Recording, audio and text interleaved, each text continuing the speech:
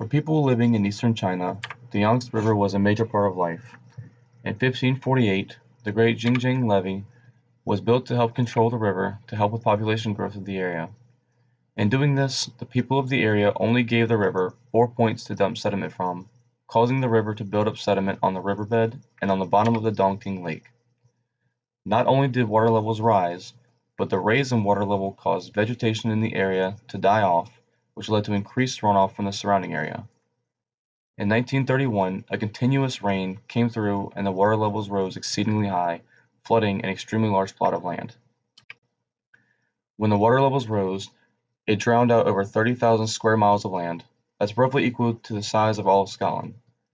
At this time, the people of China had already had a respectable flood back in 1870, but nothing like this. Of course, that flood was a side effect of the sediment buildup in the Yangtze. China also experienced floods of the same river shortly after in 1954, 1998, and later in 2010.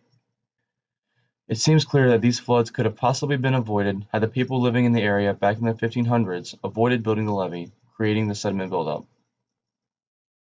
The flood took a huge toll on the people of the area. It is said that between the floodwaters and the subsequent diseases, such as dysentery, measles, and smallpox, the toll of lives could have been anywhere between 400,000 and 4 million. On top of this, an estimated 40 million were left homeless. Not only were people's homes destroyed, but their livelihoods were destroyed as well.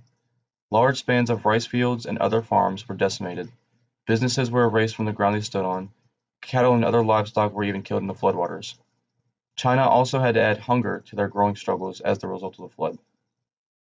In response to this, China formed the National Flood Relief Commission, or the NFRC, and reached out for help. The United States saw this and thought this could be a perfect way to get rid of its wheat and grain surplus.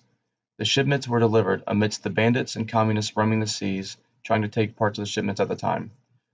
Also, the people of China organized over 1 million workers to construct dikes and try to redirect the water. In total, over 2,000 kilometers of dikes were built. Rebuilding also required a large amount of help from the people of China. The most notable in this case were guilds, benevolent societies, and religious institutions who sheltered, clothed, and fed large numbers of people at the time. Years later, the people of China built the Three Gorges Dam, which was finally finished in 2006, to try and prevent any floods of the same magnitude from ever happening again.